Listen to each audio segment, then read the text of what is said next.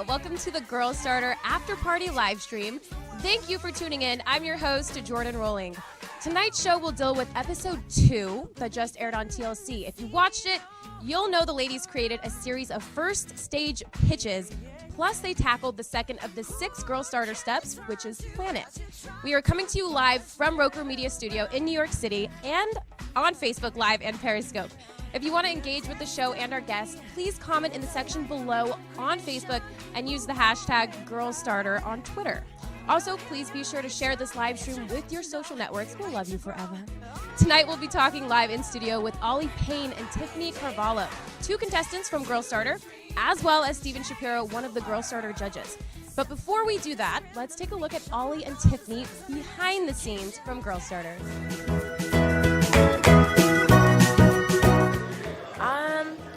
I'm a really eclectic person.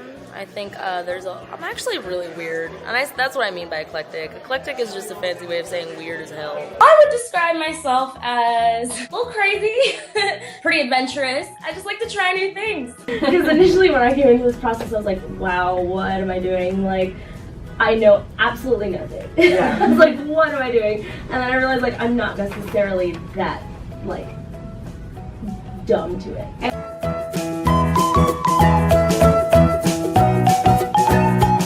My toughest critics would probably say that I'm a little bit headstrong. When I have my mind made up, I usually go for it. I don't stand haters. I don't know, usually when I'm at home, I'm honestly quite a hermit. I don't really go out, I don't have a ton of friends. I just kind of sit, I think, or read, or write, or draw, or... It's kind of natural for me to go into friendships with guys because most of my friends are guys, and it's almost a shock to be around girls all the time, but I'm not struggling with it as much as I thought I would. They're much cooler than most of the girls that I've come in contact with in my life and in the whole high school dynamic. I love GIFs. Like 90% of my internet activity is GIFs. I have GIF apps to put in my text messages, so I text GIFs. I've always wanted to be a GIF. So I'm joined tonight with Stephen Shapiro, one of our judges. I'm also joined tonight with Olli Payne and Tiffany Carvalho. So you guys, what an episode, right? Yeah, that was such a great episode, right? So you guys got teamed up together. We saw that in the first episode. And let's take a look at your first initial pitches. Now reveal their business idea to Tiffany and Stephen. Molly and Lola, what is your idea? Hi, I'm Molly, and our business idea is to integrate self-care into people's daily life. Claire and Neha, what is your business concept? Our idea that we're presenting is conversation cookies. We really want to have a life-changing idea, and that comes with food. And so we really want to have people chew on life's big questions. Brandy and Daryl? We came up with the idea of having a reality TV show that allows audiences to see the daily lives of people who are verified on social media. Tiffany and Olli, tell us about your business idea. So our idea is to create a co-working space that provides networking and other locations for artists to basically get together and create work. So ladies, can you guys talk about what it was like teaming up together and coming up with ideas and then, finally settling on your one big idea? Can you talk about that? Whoever wants to go first, it doesn't matter. So the day we were teamed up, it's an understatement to say we had a limited amount of time to come up with something. We had overnight to come up with something. Yep. They were putting you guys on the spot. Oh yeah. Okay. Oh yeah. Okay. So we get home and we lock ourselves in my bathroom and we just we just vomit ideas onto paper for like hours. Just all of these ideas. And then we narrowed them down, or so we thought, to like 8 that we liked a lot. Okay. Do you have something to say too? Yeah, I was just going to say that, you get paired with somebody that you don't really know that well, and then all of a sudden you're like given overnight to come up with an idea. And then one of the things that Olli and I meshed so well on was the fact that we love artists and we're artists ourselves. So that was like the first thing we clicked on. So it was helpful that we both had that mutual interest that kind of just helped us get by. So one of the things that comes with working in a team is you guys do have differences though. Was there any drama? I know at one point in the episode we saw you say that you're pretty disorganized and last minute, and did that ever affect your guys' teamwork? Oh my God. Well, actually, I would say not really. It was almost like we complimented each other a lot better than we could have ever imagined. At least I think so. Oh, yeah. I tend to think in very big ideas. Like I just kind of poop out this giant idea, and Olli is the person who's like, all right, let's see how we can actually make this more viable. And yeah. So you complimented each other well. Absolutely, yeah, definitely. And then Stephen, for you, what were you looking for in pitches? What was something that stuck out to you in pitches? Well, clarity, I think, is one of the important things. And in the early stages, the two of you were a little bit all over the map. And I think the thing to your credit is that you took the advice and you started to get focused. Instead of having 5 ideas, you brought it down to one solid idea. And I think that really helped a lot. Whereas some of the other teams continue to stay all over the map. And I think that was a bit of a challenge for us at times. So the second stage in the Girl Starter Steps is plan it. So you guys had to take your big idea and you headed from pitch to planning stages. And one of the aspects of planning was to go hit the streets and actually test it out on people. So let's take a look and see what that was like when you guys had to do that. Before you begin working on your presentations, we're going to send you into the real world for some real feedback. So now we've been given the first challenge, and boy, is it scary. Lola and I are hitting the streets. We're going to Times Square. Lola is not looking forward to this. And so finding out we had to go to Times Square and to pitch our idea gave me so much anxiety. This is a lot harder than I thought. It is a lot harder than I thought. Hey, guys, you have a quick moment to answer a few questions? So the last people that we spoke to were 2 guys kind of our age, and they were giving us all kinds of ideas. What kind of question would you like to be asked? Are you where you want to be today? They also came up with a fun little jingle. Keep going, cooking for your thoughts. I do think that Neha had a crush on these boys. There was a social media platform that allowed you more access to other artists to collaborate with. Do you think you would use that? Yeah, why not? How much money would you say you'd be willing to pay? It would be great if you can pay with art. Pay with art. So that was pretty interesting. Can you guys talk about what it was like hitting the streets? And like, where did you think to go first? What was the process? Tell me what that was like. So we got placed in at the High Line. So that was really cool because we knew immediately that we wanted to do something very creative, dealing with the performing arts or just the arts in general. So we're like, Chelsea, High Line, great places. There's artists everywhere, and it was actually kind of intimidating at first because we didn't really have a clear sense of our idea yet. So having to communicate that to people was kind of hard, but I feel like it really helped getting other people's opinions when people would be like, oh, we don't really get how that works. We'd be like, all right, how can we fix that and make it make more sense to these people? So, anything to add, Olli? We definitely got a lot of good feedback. We kind of pitched everything we had to every person and kind of felt out like what they thought would be the best, the most helpful, what they liked the best. Can you kind of say, like, what was your initial pitch that you were talking to people about, and how did it transition into what it ended up being? I think it actually originated as like a physical co-working space that then had an app added onto it. And a subscription. To something. It did everything. It was just this magical land that did everything for artists somehow. It didn't in the long run, I think it could be a really great idea, but in the moment, it just made absolutely no sense. It was a mess. And people were not having it. No. Do you think it was beneficial though to have gone on the street and talked to people? Yeah. Absolutely. I think one of the best things to do is to always get other people's feedback. And I think not so much in the sense of, I think it's just making sure that you can make your idea clear to somebody. So if somebody's listening to you and they still have no idea what you're talking about, that shows that you have to go back to the drawing board and figure it out. And I think that's what we did. And it was really great talking to Stephen too, because when we first came at him with all these ideas, he was like, well, let's just narrow it down to one. Let's find out how we can make one solid, clear idea. So it's always helpful to communicate that with other people. So obviously you have an idea and then you have to pitch the idea, and then you were sent in the street to test your idea out kind of on the public. Stephen, can you talk about why that's important to do that at all? Well, I think one of the challenges that companies have, individuals have, is We innovate around what we're passionate about, what we think is cool, but it doesn't mean that there's a market for it.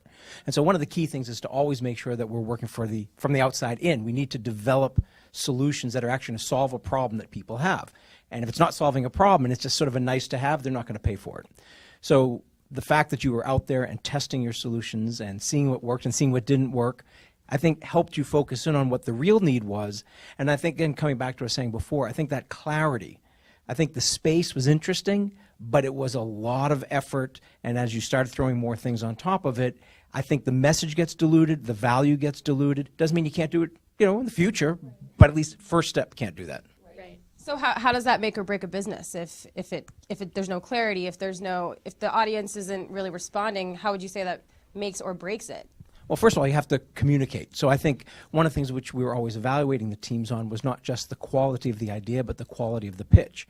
Because if you can't pitch to us, you can't pitch to someone else, you can't pitch to investors. So the pitch is really important, and clarity is what we're going to be looking at as one of the criteria. So we need to have that. And the other thing is, one of the big challenges of all startups is scope creep, which basically means it seems to get bigger and bigger and bigger over time rather than smaller and smaller. So if you start off really big, by the time that you actually start moving this forward, it's going to be a big, hairy ball that's not going to go anywhere. So, ladies, were you kind of worried after you hit the street? Did that put some worry in you, or did you feel more confident after that?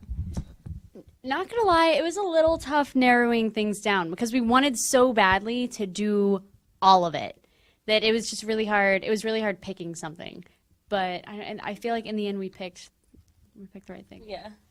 I think it's definitely hard to understand, especially as a first-time founder of any company or somebody who doesn't have any experience. You want to go for all these big ideas and you want to do everything, but at the end of the day, it's hard sometimes to accept that you have to go with something small, like Stephen said. At the end of the day, you're going to scope out really big, so you've got to start with something. So it was a little scary after we went to the streets and realized nothing was really working. So, So that was your guys' Planet Challenge. Then you moved on to the Visa Challenge. So you had representatives from Visa come in, and you guys were doing something for their Everywhere initiative, right? So you were trying to dream up what millennials would want next to use to pay for things with. So let's take a look at that and check that out. our plan is to go home first, get some outfits. We decided to go to the 99-cent store to pick up a mat. Ollie's going to be the mime, and that we're going to use her for the video. And cut. So Ollie's editing her video, and we have about 30 minutes left. However, we realized there was a lot more to take on than we could handle. We're not gonna finish in time. That's okay. Let's do it. I looked at her and I said, let's just completely forget about this and let's do all of this live. Plan B is we can do it all in person and do an actual live version of what we just did here in this video. That's our best bet. Okay.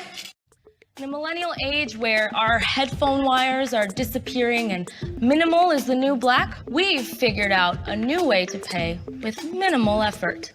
Just simply step up and step in to everywhere you want to be.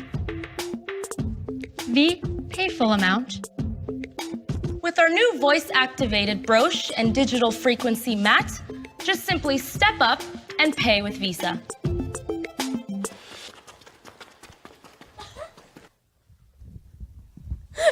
So you guys are laughing. It's funny, right? So you guys were really, really put on the spot. Like, how quick did you have to come up with your idea? So we didn't have that much time to think of an idea at all for the Visa Challenge. We had to get to the streets right away, so we were like, all right. We were thinking of all these weird things, and then Olli actually came up with the idea for the mat, and then we kind of tried to throw in all these theatrical elements, and we were like, oh, let's make a video, because it's the cleanest way to present all of this, and then clearly that was not the case, but...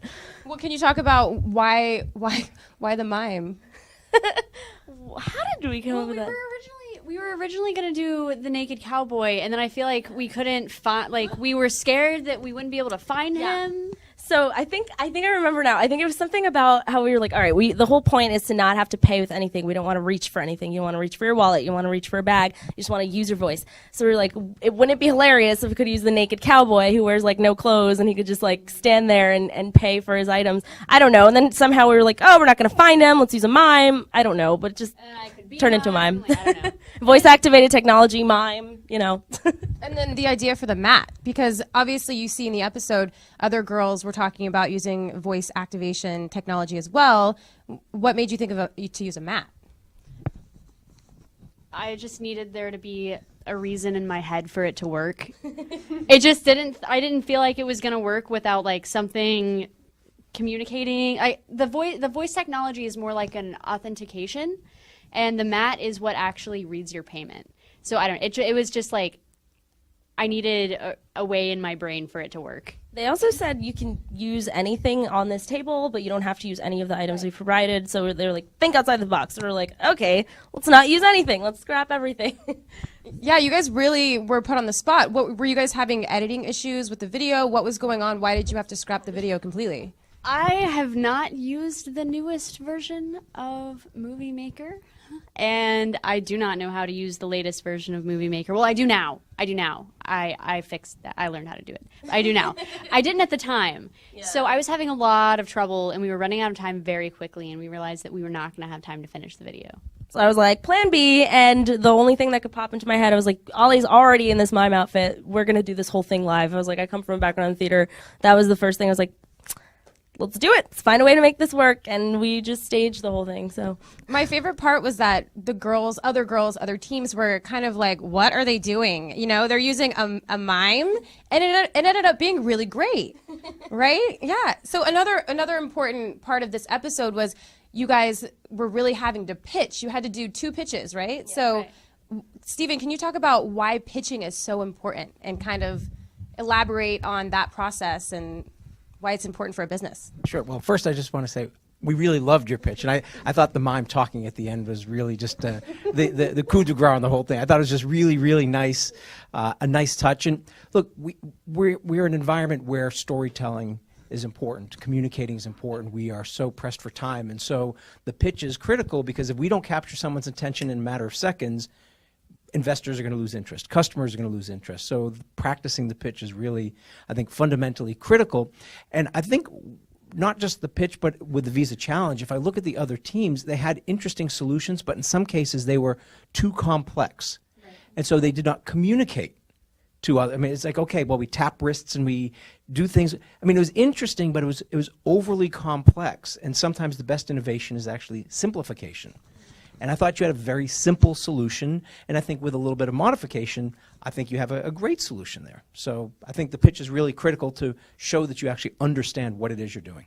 So it's interesting that you go back to, the planet stage where you're talking about communication. Communication, again, is key, with pitching. Same thing, communication all around. Is there kind of like a science to pitching or an art to pitching? Like, how does one who has no idea how to pitch, how do they pick that up?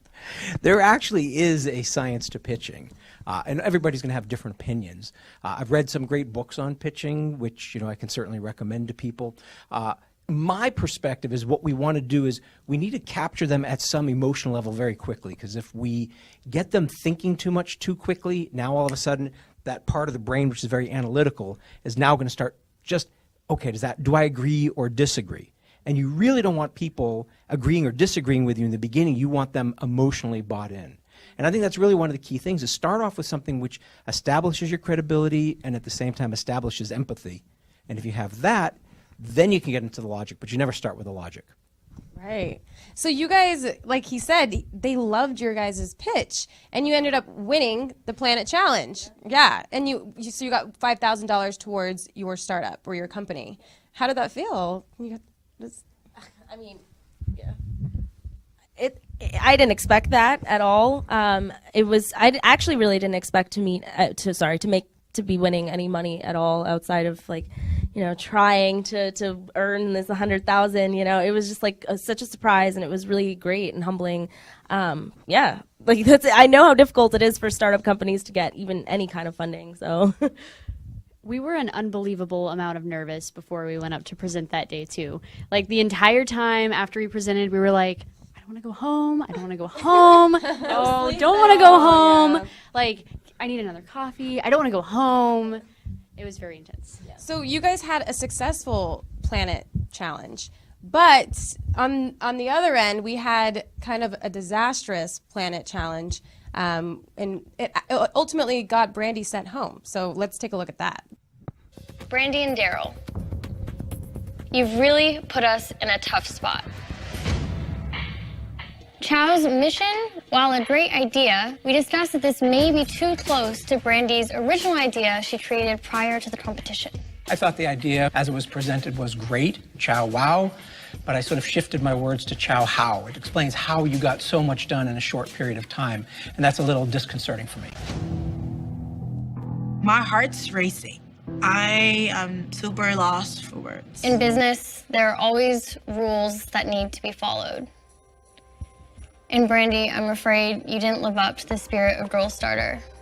I hate to say this, but you've been eliminated from this competition. Please say your goodbyes now. Okay, thanks, everyone. Find out that I'm going home, but I couldn't cry. I believe that my leaving will give the other girls an opportunity to show the world what they're capable of, and I can be proud that I was a part of this movement.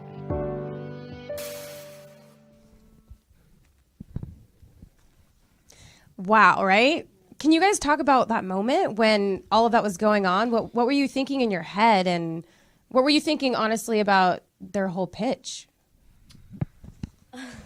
Well, to be honest, we were so clueless. We had absolutely no idea. We knew that there were some tensions behind the scenes between Brandy and Daryl trying to get an idea together, and we understand how hard that was, so we get that.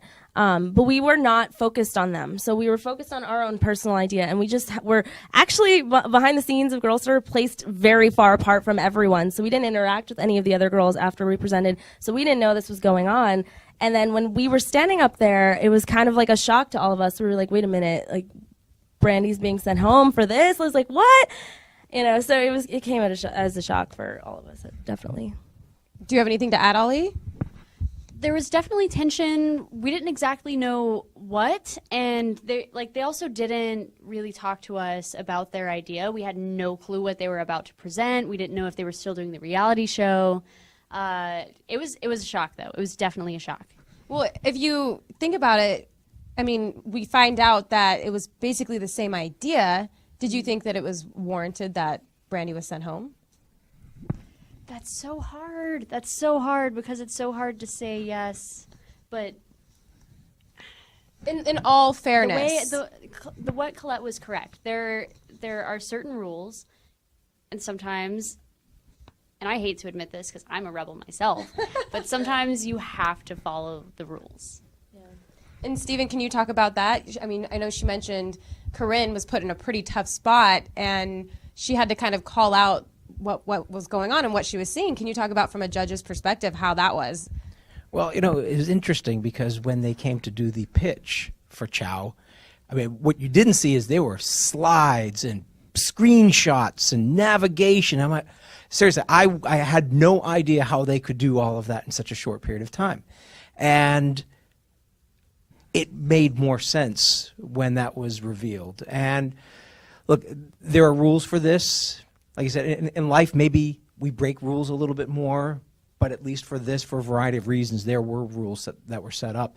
And look, it was a tough decision, but you can't give somebody in a competition like this for a number of reasons, including legal reasons, you can't give somebody an unfair advantage. And I think the decision that was made was the right decision. It was a tough decision. I have to admit, I was getting a little emotional. Fortunately, they didn't show that on the show. But it was a very emotional time, I thought, for everybody there. So, obviously, with Brandy getting eliminated, you guys made the decision to keep Daryl. Can you talk about that? What happened there? Stephen, from your perspective, why did you guys decide to keep her as well? There were a lot of conversations going around in the background, and the question was, what was Daryl's intent in moving forward with Chow? And what we know is that she was sort of an unwilling participant, let's put it that way. It wasn't something that she really wanted to do, but she felt, okay, if we don't do something, we'll lose and get eliminated. And so there were a lot of conversations in the background which led to that decision. Again, another tough decision, but we also did not want to reward her for doing that, so that's why it came back to the team to make a decision as to whether or not it was something you want to do. Having an extra person can be a good thing, but it can also be a bad thing. I mean, sometimes you add more people into the mix, it can complicate it. So it wasn't an easy 30-second decision that you had there. So you ladies were put on the spot. The judges basically told you you can take Daryl on your team, but she gets, what, 5% in your company, or you can put her with another team. And for you guys, it was... You made, what, a quick pro and con list in your head? Can you guys talk about that process? Olli. Oh my God. I just remember looking at her, and when we got that news, I looked at her and I was like, I can't make this decision. I was like, I'm not in a mental state to do this right now. I was like, 5%, given to somebody I also don't know. I was like, I don't know what's going on. I was like, this is 30 seconds. Like, I'll let you do it. And at that point, I was like, I trust her. She's got this. Yeah, I want to hear from you, because you were like, and then decision made and it was done. Yeah. Definitely the quickest pros and cons list ever in existence. I really made the decision based on the fact that our mission in this company and as people is an artist's mission. It's a creative mission, and I definitely think that Daryl very much meshes in with that. She's very bright. She's very creative. And she really she gets that. She really gets that. And I'm not going to lie, there was a very strategic reason as well. I definitely did not want any other team to get their hands on Daryl as a creative, because Tiffany and I were rolling on that. We had that going for us. And Daryl was an excellent asset, and I'm really glad no one else got her at the same time. At the same time. Yeah. So for you guys, it was just like, yeah, we'll take her. No problem. Yeah, it was... You kind of have to think in terms of competition too, where we were like, all right, we obviously have the least bit of business experience here. It's like, if we give Daryl away to somebody, we're giving them, an extra leg, and that's great for them, not so great for us. So it was like, we could probably just use another creative mind, if anything, instead of giving it away. So, it sucks because you have to make these decisions and think about people that way, but we did the best we could, and it was awesome. I'm glad we did it. So you just said that you guys had the least experience. Can you talk about what was your background coming in? So you guys were the least experienced? Yeah, I mean, just about. We all varied, but I came from a background in theater, so I went to Penn State for theater and graduated with my BA from there. So I have a background in acting and all that stuff. So performance, dance, singing, not business at all. I have a background of technical theater, and then since high school, I've been trying to get into the film scene. So also an arts background, not a drop of business. So Stephen, is that surprising to you that they were, in this episode at least, they were so successful because they won the Visa Challenge, they won the Planet Challenge. Was that shocking to you? Well, let me just say, what you saw in a matter of an hour on the show was actually spread over a fair amount of time, and we got to see things evolve. And Tiffany Pham and I, we discussed in the meeting, who do we think is going to win this first one? And it was one team. And then after time went on, we thought it was a different team. And then it was a different team. And it was really fascinating. So here's what I think was, by purely the luck of the draw, if you look at it, the two artists ended up together. The two business owners, Claire and Neha, they got together. Lola and Molly, the two more technical people, ended up together. So you had that similarity. So I think your preemptive strike was actually a really smart move, because each of the teams had a strength, but they had a lot of weaknesses. And I don't think any of those other teams, at least from this first week, understood that. I think you came in and understood what you didn't know, and I think some others might have been a little too confident. Too confident, and you think that could be negative? Well, I think, look, confidence is important. You don't want to use that as a lack of confidence as a means to just not do it. But I think at the end of the day, we all have blind spots. And one of the key things is for us to recognize, who do we need to partner with? Who do we need to get help from? What don't we know? What kind of advice do we need to get? And I think that week, the Planet Challenge, I think you did an exceptional job of listening to advice and adapting your solution based on that. And I think that's really fundamentally critical. That was awesome. I thought it was so entertaining, and I thought you guys were so poised under pressure. And I mean, have you ever been in a situation like that where you've been in so much pressure until this show? Under as much pressure until this show? Microphone. Go ahead. Until Girl Starter, no. I mean, it was always different. It was a different kind of pressure. I don't think the stakes were ever as high because there was no, grand prize at the end. There was no competition. But I would say that any performance or any event, honestly, that I did in college was pretty high pressure, but never something like this. So this was a lot all at once for us. I was in improv club in high school, and I was not prepared for this. I was not prepared. Not at all. Most pressure. This was the most pressure. So in the previews for the next episode, we kind of see Daryl's on your team now, and you guys are working with each other. I don't want you to give anything away, but you think your decision was good. You stand by your decision to keep Daryl? You kind of see you going, what was the word you kept repeating? You kept repeating it, and it's like they weren't hearing you in the preview. Oh, what was it?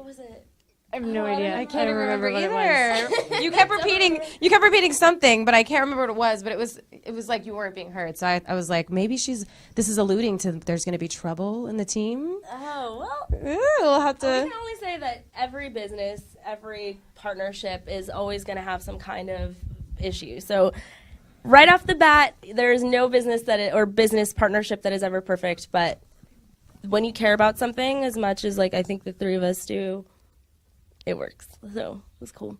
Do you guys have any last remarks? Anything you want to share about your experience on the show and being with the girls and anything? I had a blast. I mean, I met 7 of some amazing women out there that I can say are some of my closest friends now. So that's really awesome for me. And I'll always say that because people are always asking me about the drama. So I'm like, no, it's actually a great experience with all these women. So every episode I watch, I get really excited, and I almost get nostalgic rewatching it because I'm like, oh. And Olli, you said that you don't really hang out with girls as much. So can you talk about that too? Oh, I was so terrified when I walked into that house the first day. I really don't. Most of my friends are guys. I don't know why. It's just always been that way. So when I walked into this house full of girls, I did not know what to expect. But luckily, they were all so welcoming and so intrigued by everyone else and everyone else's perspective. And everyone just wanted to understand each other. And we all got this sense of almost a family thing going by the end of the first week. It was amazing. It was amazing. Stephen, do you have anything to add maybe about maybe the planet phase or being in a team and working together and the importance of having a teamwork as a skill in your back pocket when you're trying to start a business? Yeah, I mean, first let me just say that being involved with Girl Starter has been absolutely amazing for me. Getting to meet all the women, I think, has been really just ridiculously inspiring. It's been so cool. So teamwork, I think, the key thing is we do have to get along. And at the same time, we also have to recognize that a little tension is a good thing. And, if we're always hanging around with people that are exactly the same as us, then it creates problems. I always say, look, the person you like the least is the person you need the most because they're probably seeing something that you don't see. And I love the fact that, you took advice from people and listened to people and adapted your solutions. And I think that's why you won, that challenge. Awesome. Well, thank you guys so much for being here. It was so wonderful to watch, and I can't wait, as I'm sure you guys are excited because you haven't seen it yet, to see, right? Is it embarrassing? Really it's embarrassing to see yourself, or is it fun? It's weird. It's weird. It's weird? You catch little snippets of things and you're like, oh, I know what actually happened there. Oh, my hair is weird there in that scene. Things that don't matter. Yeah, things that don't matter, things but it's that don't weird matter. watching yourself, for sure. Well, thank you guys so much for joining me. And I want to thank all of our viewers at home that are watching on our live stream. If you missed Girl Starter, that's not smart. You need to start watching. But if you did miss it, watch the debut episode again on demand. Or you can tune into TLC Saturday at 2 a.m. Eastern Standard or Discovery Family Thursday at 8 p.m. Eastern Standard Time and Saturday at 2 p.m. Eastern Standard Time. And make sure to head to girlstarter.com for the Girl Starter program and bonus content. And go like Girl Starter on Facebook and follow at Girl Starter on Instagram and Twitter. So that's at Girl Starter. Do it right now. Thank you. I'm your host, Jordyn Rolling. You can follow me on all social media as well at Jordyn Rolling. Thanks for watching, you guys. Bye. So bye, guys.